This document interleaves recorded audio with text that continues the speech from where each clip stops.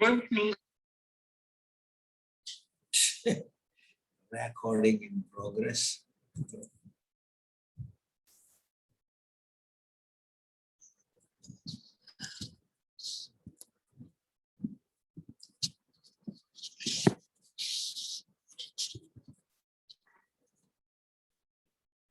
Om Bhadram Karneभिः शृणुयाम देवाः भद्रं पश्येमाक्षभिर्यजत्राः तिरैरङ्गैस्तुष्टुवागुंसस्तनूभिः व्यशेम देवहितं यदायुः स्वस्ति न इन्द्रो वृद्धश्रवाः स्वस्ति नः पूषा विश्ववेदाः स्वस्ति नस्तार्क्ष्यो अरिष्टनेमिः स्वस्ति नो बृहस्पतिर्दधातु।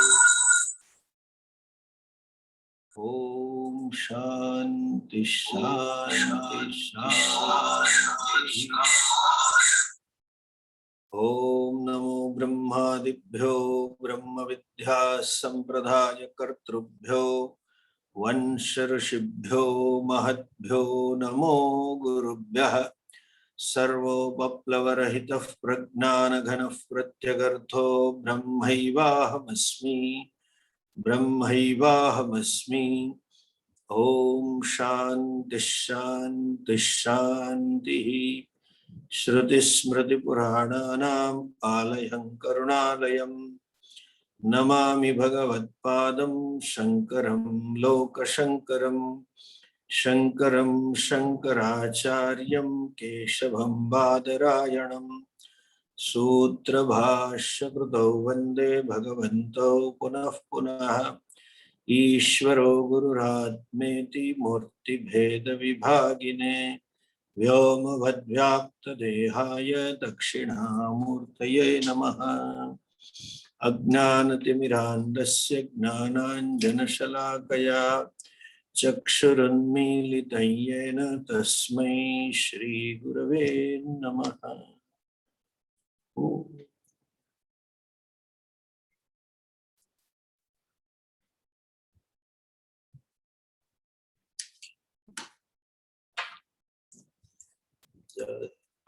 चालू नहीं, so I went to this.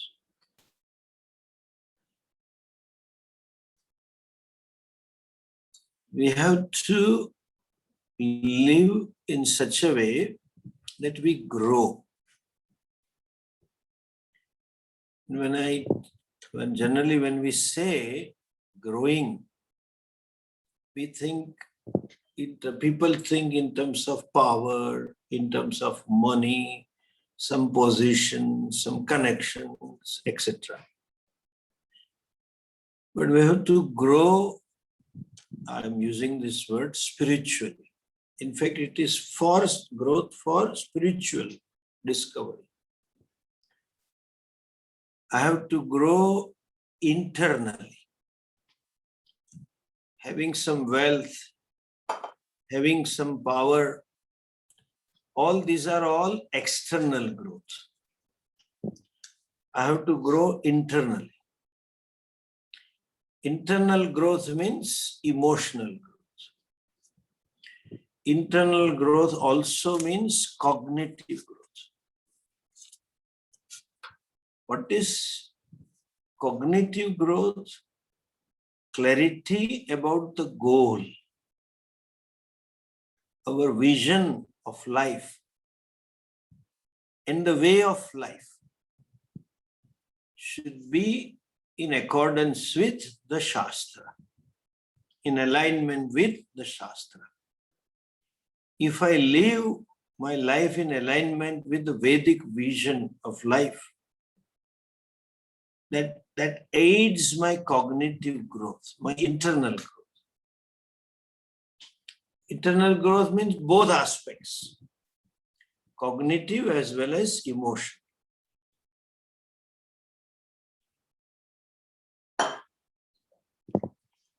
And the first step is alignment between my cognition, my understanding, and my emotions.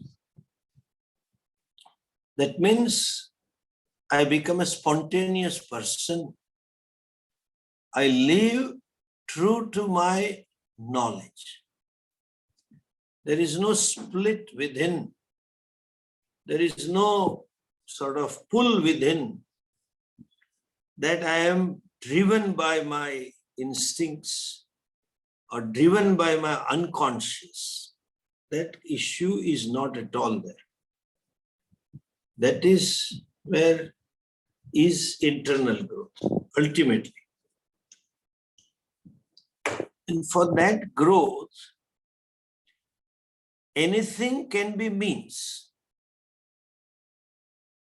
Because that internal growth depends on certain attitudes, what we call as Karma Yoga, since most of you have studied Vedanta.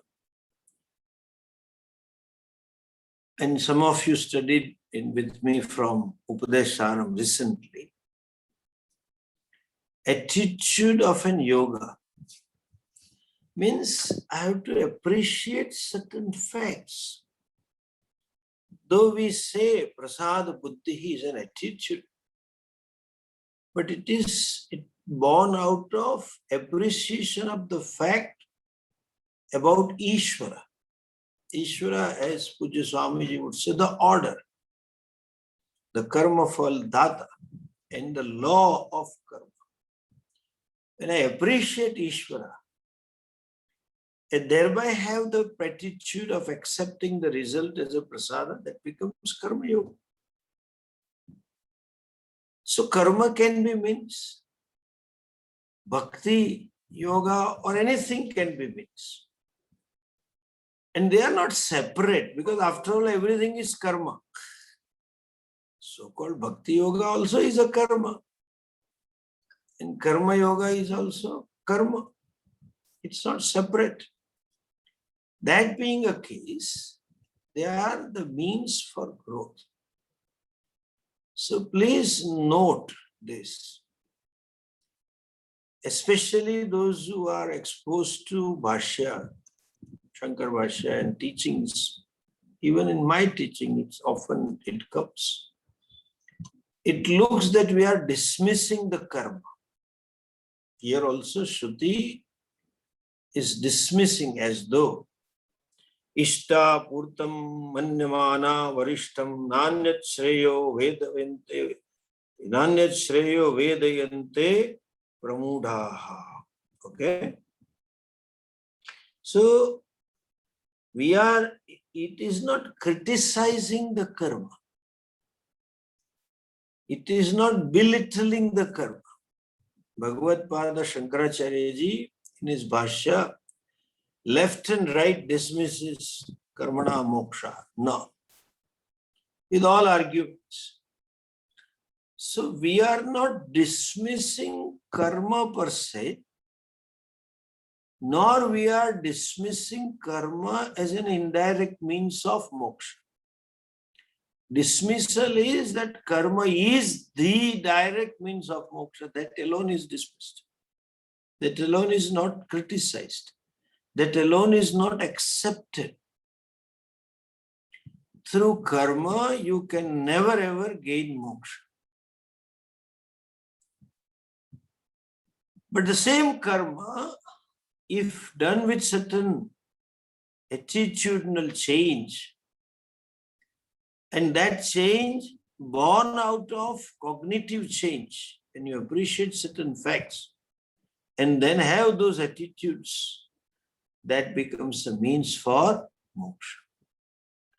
Kriti mahodadhau patana karanam palam shashvatam gati nirodhakam ishwararpitam nechaya krutam chitta shodhakam mukti sadhakam.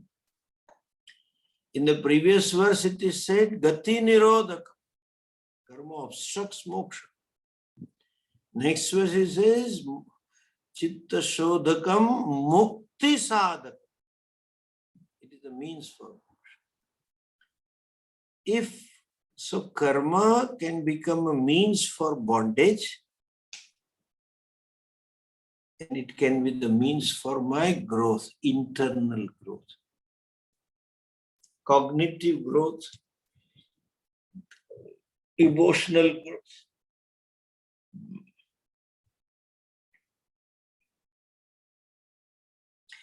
And when one grows internally, he or she will have a desire for moksha, which will ultimately take to moksha. So karma is a foundation in a way for moksha, if performed with certain attitude.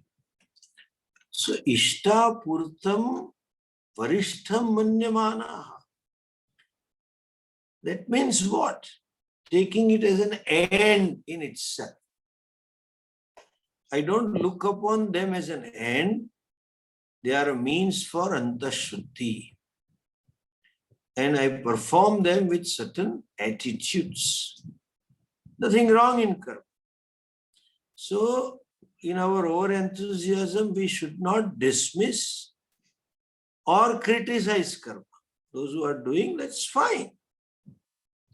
But then, if done in the awareness of Ishvara, every karma, then that karma becomes a means for eternal growth.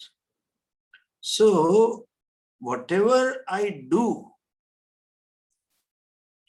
maybe or should be in a way, or can be, let's say, can be used for my growth. Like that famous praise of Bhagavan Shiva, Shiv Manas Puja, one stotra by Adi Shankaracharya. He says, Yadyat karma karomi tattad akhilam shambho tavara. Kayena vacha, whatever I do is your aradhana. So, when you have Ishvara in your life, your awareness, then every karma becomes a means for your growth. That's, if I use Puja Swamiji's word, that's intelligent living. What is intelligent living? Two things. I perform those karmas, which aids my internal growth. That means I commit myself to duty. And second, I perform my duties with proper attitudes. I perform my duties in the awareness of Ishvara. That's internal growth. And that leads to discovering the fundamental problem, that leads to an urge to seek something other than this. And if you are lucky or more punyatma, then urge to seek moksha. And then ultimately, through going to Guru and Tadviddhi Pranipada, Pariprashna Seva, etc., with Shraddhavan, Labhate Gnanam, etc., you gain the knowledge, with Shravanam Manan Nidhyasana. But that's the first step to put you on the track. That itself is a journey, in a sense, time-wise, depends upon how much subtlety, drashyate tvagreya buddhi, how much subtlety you have and how much inner growth has taken place. To what extent you are non-reactive person. To what extent you can accept the fact as a fact. To what extent you are objective. To what extent you are not pushing your agenda. I have seen people getting angry, especially in personal life, because they push their agenda. Why did you do that? Why can't you stop without doing this? Can you not do it later? Give space to other person to live the life the way he or she wants. I can't accept the fact. This is how it is. The other person may be improper, but that's how he or she is. To an extent you keep pushing your agenda, you are subjective. Please understand, raga dvesha rahityam is not simply growing out of some sense of enjoyership, avoiding some sense pleasures and growing out of them. Day-to-day life, all things, small things should be reduced to be small. When there is subjectivity, the small things become big. When there is subjectivity, useless things become important. You yourself will see that once you grow up out of it. Exactly like when we were children, bursting of a balloon, useless thing, became such an important or most affecting or powerful incident that has taken place in my life. As they say, it's a matter of death and life. What a big deal, you lost a balloon. What a big deal, you lost a game. Small game you are playing with the children, you lose a game. And the fellow becomes moodless because I lost it. I have told them or not, I don't know. And we were conducting, I had worked a lot with the children, and we have a school in SNK, and we had run a program, graded syllabus for cultural values and bringing them awareness about culture. It was one of the best schools of whole Saurashtra or Gujarat, I would say. The children used to come here, and we had a deal arrangement with the school. School principal was very mature, director principal. He could see through what I was talking about. So he restructured the whole timetable. So every batch of 50 students will come. They had almost 5,000 students. So whole division, whole class, 5th grade cannot come, and I cannot accommodate them. So the teachers program and all that, they restructured. So we used to start from morning 5 o'clock, wake them up, and these guys never wake up and do Surya Namaskaras and do prayers and all things. We start early morning. So evening 5:30 was a game, enjoy. Obviously those children, those Indian children, like cricket. So we used to have tennis ball limited over 10 over 5 over matches here. And these children always have their nicknames. He's our Sachin, he's our Kumble, those days, he's our Dravid, all kinds of names they had. And then those days, African team had a Jonty Rhodes. So he's a Jonty Rhodes, etc. And they will not call him Jonty Rhodes, a typical good Jonty Do, Sachin Yo. That's how they will say Sachin Yo, Kumblo, Dravid Yo. So in one of the days, the match was on and last ball, and these scores were level. And Sachin was batting. And Kumblio was bowling. So both teams were fired up. We will make it. And John Tido was on the mid-on.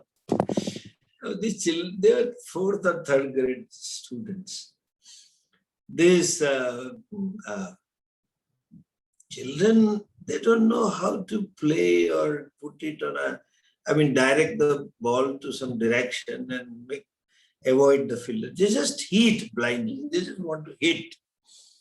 So Sachinyo hitted. Actually, hit is, but I said Sachinyo hitted the ball. And it was a high catch on the mid-on. And unfortunately, that day, Jontido dropped the catch. So Sachinia's team became happy, and there was a little prize, and they were all ecstatic, and they went home, and the loser team was unhappy, etc. The thing got over. I said, go to the room and shower, and then have prayers and dinner. So while dinner, I went there. I'm talking of almost 25 years back. I didn't see the Jontida in the dining room. I said, where is he? He's in the room. Why? He is moodless. I said, why? In Gujarati, they said, catch chuti. He missed the catch. He couldn't take the catch. The catch chuti. It just came out of my mouth. Catch ni kya baat kare? Chaddi pakde to harku jagah catch. Tija darodnu totiyu. I said, you can't hold on to catch. Forget it. You better hold on to your half pant. You're a third grade guy. What's the big deal about you losing a catch? So that such a useless thing became so important. He was so unhappy. Objectivity, that is inner growth. Inner growth is to be factual. Inner growth is to be objective. And that is a capacity to see as it is. So that is not simply with cricket or something. But if the food is not cooked well today, if the window bedsheet is not put properly, if the drawing room is not set properly, all things count. You have to have it objectivity at all levels, in all whichever way.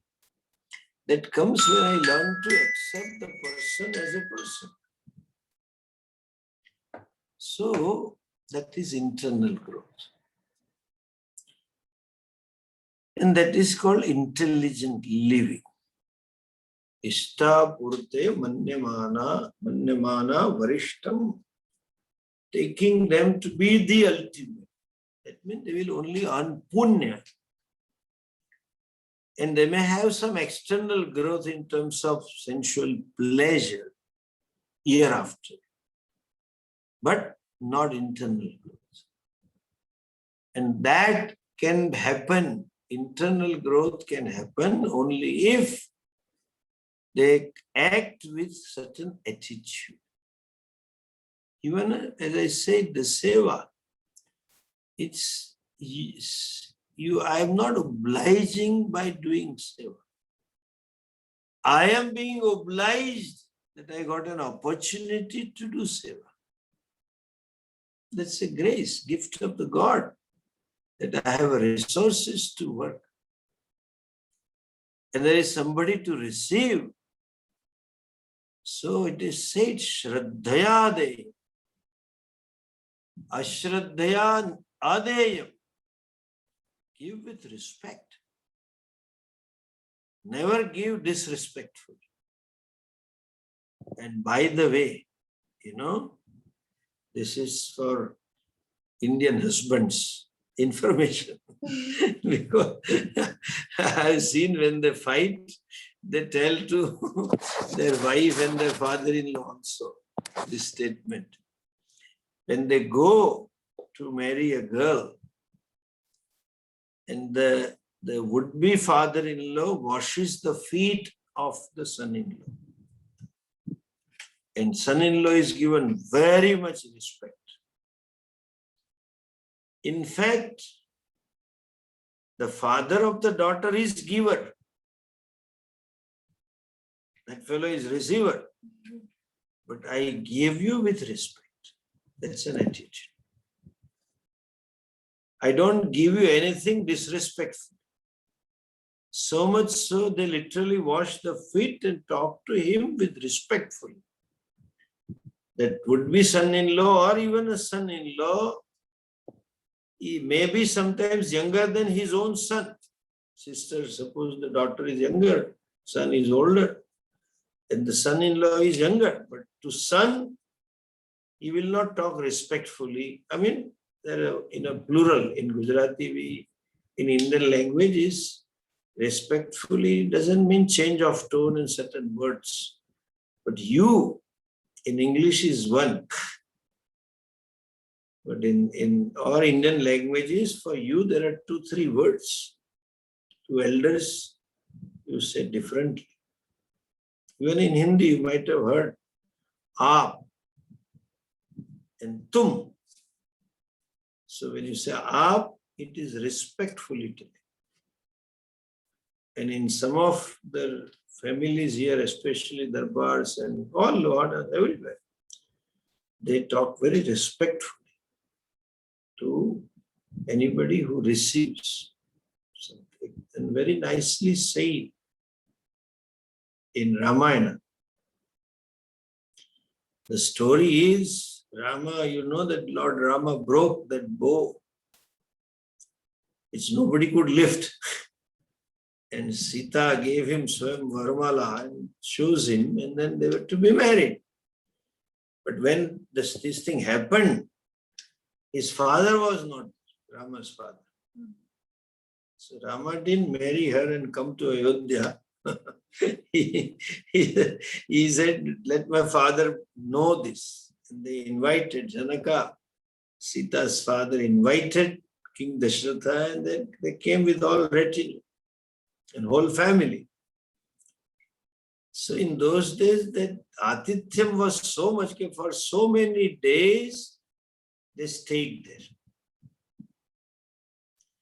Then Janaka, Dashratha said, come on, let's have Murta marriage. We have not come on a vacation. And he loved them and gave so much of respect, so kept on very lovingly postponing. And finally he said, okay, you tell us when, in what way you want. That time, Dashratha tells very clearly. The one who receives, his hand is lower than the one who gives. The giver is up higher. I am the receiver. You are giver, so I'll be indebted to you. You gave birth to this daughter and brought her up so nicely that she will be the daughter-in-law of my family, and then she will give more credentials or more respect to my family. She is such a cultured or such a great woman. And so, I am being obliged. Not that I am son-in-law's father. No. Very respectful. So anyway, so giving should be with respect. Even dhanam cannot be means for moksha.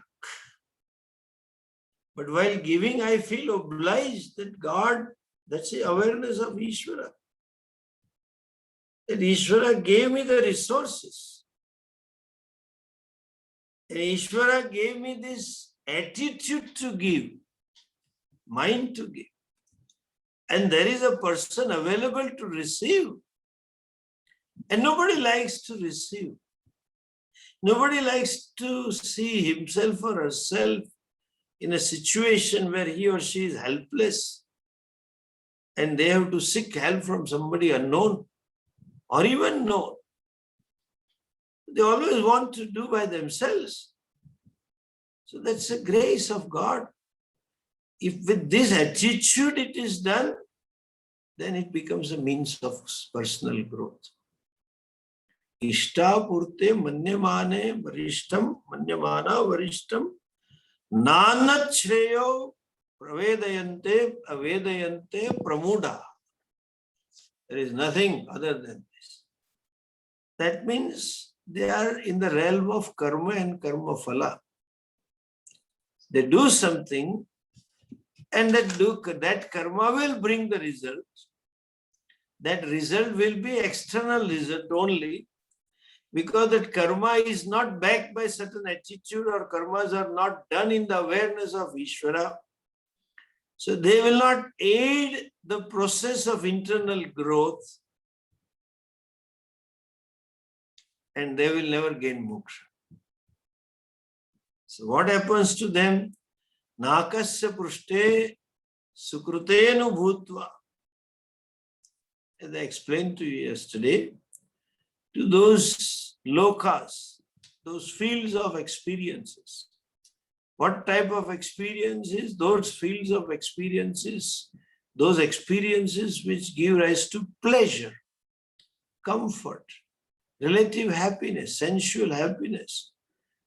They anubhutva, having experienced those lokas, having experienced those pleasures of those loka, imam lokam hinataram va vishanti. They enter vishanti. They come down.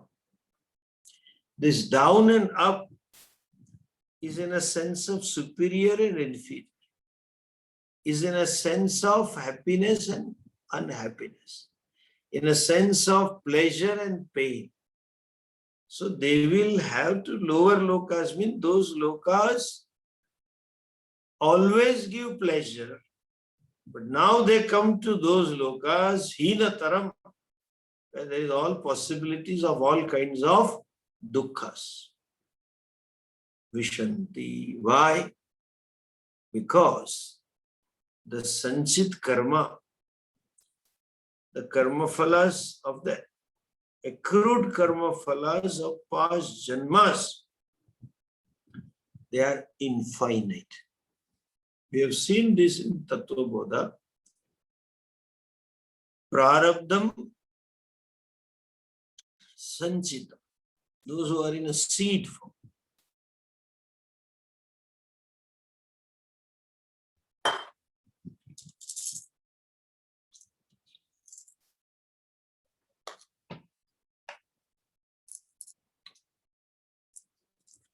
The karmas which are yet to fructify, mature, they are infinite. That being so, those karmas wanting expressions, like the seeds wanting to sprout, they are infinite. So guided by those sanchit karmas. Because of this punya of Ishtapurtam, they could go to some Swarga or some lokas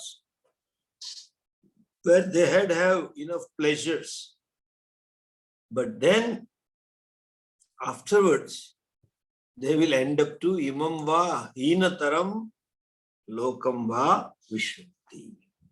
They will enter, or they will be driven, the piled up sanchita. Hinataram means either human or lower even, animal body. Animal body means what? When there is not much choice of action. There is not much freedom, not much deliberation. They lived a programmed life. The boundaries set up by Ishvara, they survive only in that. They live and they are helpless to address to external situation so that it becomes conducive or comforting to them. Even one simple thing, they cannot scratch their back. They cannot scratch certain parts of their body. Mosquitoes and flies keep harassing them. Helpless. So, predominance of dukkham, they go to this lokas. Now, in the next mantra, Shruti talks of still one more type of people. See, there are three that is being talked about. One is not talked at all. That first, what I was to tell. Let us talk of them later. One who commit to their duties. What duties? Agnihotram and Darshamasa and Paurnamasa, etc. Vedic or daily life, familial duties and social obligations and like that. Those who are committed to that life. Among them, some of them voluntarily perform certain contributory karmas. They share their resources for the well-being or for the pleasure of society. They share. This is the second category. Now teacher is talking of third category. With reference to mantra, I would say, these are the one who are performing ishtapurta karmani. Means Vaidika, charitable acts of charity is mentioned by Vedas, and Laukika, day-to-day, Vyavara, acts of charity. They go extra mile to reach out. They have obligations mentioned in Veda, and that is called kartavya karma. But more than kartavya, that's the second category. Now the third category, teacher is going to talk about those who perform upasanas along with these karmas. Generally, these karmas, acts of charity, are physical. They are more focused on mental karma, manasa karma, primarily upasanas. And when one does both, performs the duty, does what is to be done, and performs upasanas, they say they go beyond heaven. That means they have more subtle pleasures, more subtle lokas, and more subtle infrastructure, more subtle body to feel subtle joys. You can say aesthetic joys, not simply drinking and smoking joys, drug joys, very aesthetic. That is karma, technically called as in Shankar Bhashya's jargon, Gnana Karma Samuchaya. Gnanam here is in the sense of upasana. Performing together what? Upasanas and those karmas. They perform in their daily life. These are the people. This is the third category. And as I said, they go beyond Swarga. That another category, that which is Shruti, especially Upanishad doesn't talk about, is what? They were criticized. They were censured to some extent. But they are not to some extent, just by the way, but they are not discussed. Shruti doesn't bother to spend time on them. You don't deserve even our attention. Who are they?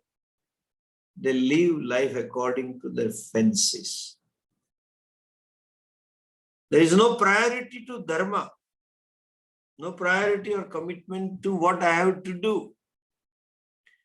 I just do what I feel like doing.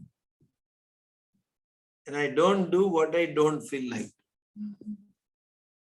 That is a typical, in one language, in one word, if I say, Duryodhana psychology. They just do. Duryodhana says, Janami dharmam nachape pramurti, etc. That means I do what I feel like doing, even though it may be improper, adharmic. And even when I have knowledge that it is adharmic, still I do it. That means pushed by, propelled by, goaded by their fancies and desires of worldly pleasures, regarding worldly pleasures. So that is as good as animalistic life, going by instincts. Instinctual living is animal. So they are not talked here. Now Shruti talks of that third category who does what is to be done. Does extra voluntarily contributory acts using the resources for happiness of others, pleasures of others, plus upasana.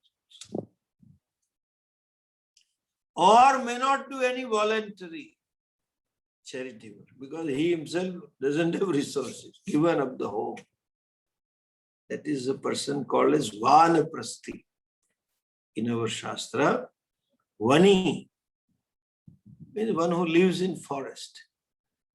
So that person does all rituals, daily rituals, Sandhya Vandanam and Agnihotram, what is to be done. Since he has given up the resources to son and family, there is not much left to reach out society. And does a lot of upasanas.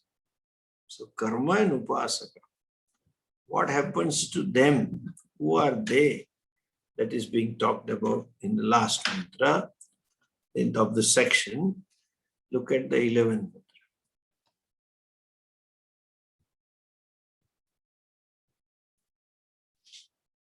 Tapashraddeye hyupavasantyaranye. Tapashraddeye hyupavasantyaranye. Shanta vidvamso bhaikshcharyam charantaha. Shanta vidvamso bhaikshcharyam charantaha. Suryadvarena te virajah prayanti. Suryadvarena te virajah prayanti. Yatra mrutassa purusho hyavyayatma. Yatra mrutassa purusho hyavyayatma. Tapashraddheye hyupavasantyaranye. Shanta vidvamso bhaikshcharyam charantaha. Shanta vidvamso bhaikshcharyam charantaha. Suryadvarena te viraja prayanti. Yatra mrutassa purusho hyavyayatma. Suryadvarena te viraja prayanti. Yatra mrutassa purusho hyavyayatma. Who are these people? He upavasanti aranye. Aranye upavasanti. Upavasanti means live. Where do they live? They live in the forest. Who are they? There are so many adjectives for them. Shanta, Vidvamsaha, Vaikshacharyam Charantaha, and then Tapashraddhe. Always. Shantaha means those who have relatively quiet mind. Okay? Those who have together mind, composed mind. Those who can relax with themselves. Shanta. Those who enjoy their own company. Relatively self-satisfied, self-content. Relative. Shantaha. Vidvamsaha means meditators. Bhaikshcharyam charanti. They live a life of bhiksha, lifestyle of taking bhiksha, seeking bhiksha. What are they?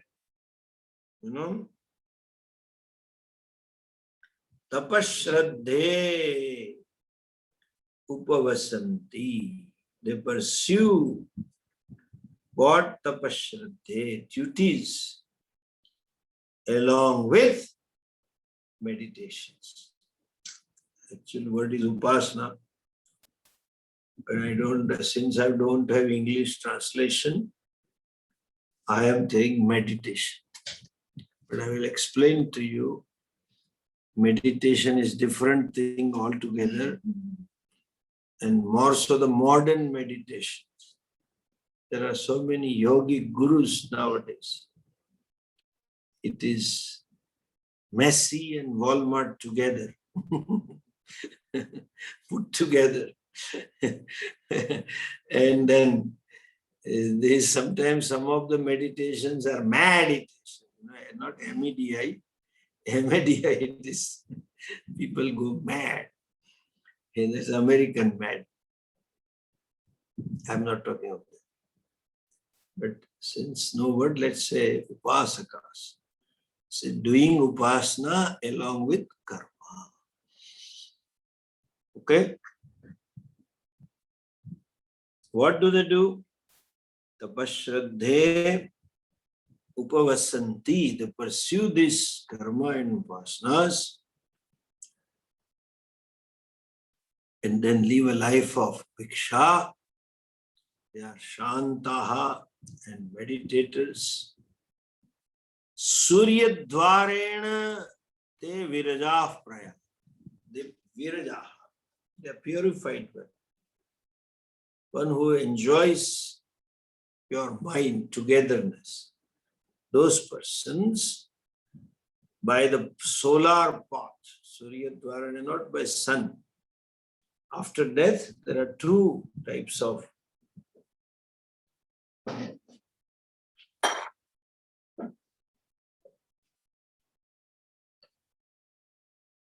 Gati talked about Surya Gati, Chandra Gati, Shukla Gati, Krishna Gati, Uttarayana or Dakshinayana. They go by Uttarayana Marga. Where do they reach? That path takes them to where? Yatra, where? Saha Amrutaha Purushaha. Avyayatma Purusha. There are two adjectives for Purusha. Where this Amrutaha, immortal Purusha lives, Avyayatma, imperishable. Both mean the same, but there is a slight difference. That Purusha lives means up to Brahmaloka. They go to Brahmaloka. This is, so the whole mantra can be, means the translation, but the bhavarth, meaning is those whose minds are together, those who are committed to karma and upasanas, and vidvamsaha, they are committed to upasanas. Those who live a life of bhiksha, having become pure through solar path, they go to that loka where that immortal, imperishable Purusha lives. Where imperishable, immortal Purusha lives. That means, in one word, they go to Brahmaloka. The ultimate thing that you can achieve through karma. Thereafter, there is no better position or better thing available. It is like once you become president of US, and again you contest and become president of US. That's it. Both the times you won. Mm-hmm. And after 8 years you retire. That's it. That's why best thing that Obama did it. He retired in his 50s, 60s. I mean, what it is, 60s, I guess. He's what, 58 or 62, something now. And he became twice president, and the constitution doesn't allow him to run the third term. Over. They go to only this loka, not moksha. I will explain this in the next class. This word, this is a want of proper word, English language, this is a limitation. They don't have some words. Like Pujya Swamiji would say, they don't have, because the concept is not. There is a papam, concept of papam. You commit a sin, and then you confess your sin. That's all it is. Seek forgiveness, and you are forgiven by the God, etc. But there's no concept of punya. So there is no word for punya. They say it's charity or giving. That's not proper translation. Then Swamiji would say, yes, there is a word. What is the English word for papam is sin? For punyam, what is the word? Oh, English word is that. You should do punya. Punya. That's the translation. Punyam, no translation, punya. Similarly, this bhiksha is not alms, seeking alms. There is a hell of a difference between a beggar and a person who lives a life of bhiksha. Bhiksha means it is a freedom, choice given to this category of the people by Vedas. And you are obliged, when the giver is obliged, there is a lot of respect shown about the person who lives a life of bhiksha. And only 3 ashramas can live. Brahmachari lives on bhiksha. Vanaprasthi lives on bhiksha. And a sannyasi. So charantaha, living a lifestyle of bhiksha. And a vanaprasthi is a one who is gives up all his possessions and gives away to society or children. And he just does this. Totally committed to upasana and karmas, Vedic karmas. They get this loka. I will explain that next time.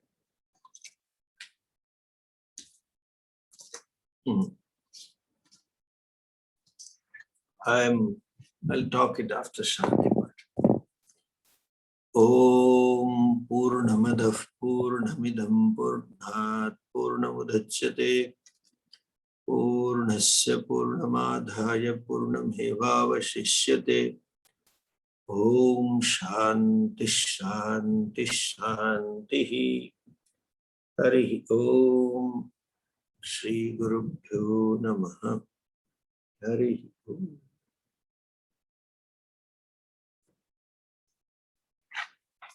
Nice. 2 things. We had another round of distribution and the Dhanam today. About 100 families came and issued passes and 110 came around. So we gave them, all of them. Good. It was a good thing to do. And all were happy with what we gave. We added few stuff than what I mentioned in the beginning. Increase some quantity here and there. And it seems my computer has COVID-19. So whenever I start, it gets hang up. So I guess it's overdue because of Corona. So if I get late, just bear with me. I'm not too comfortable with iPad, which I'm talking through now. So I try computer and then my laptop, and it doesn't support me. And then finally I move on to this iPad for last 2 classes. This is happening. So let's see. Otherwise, we'll find out the solution. Okay. Namaste.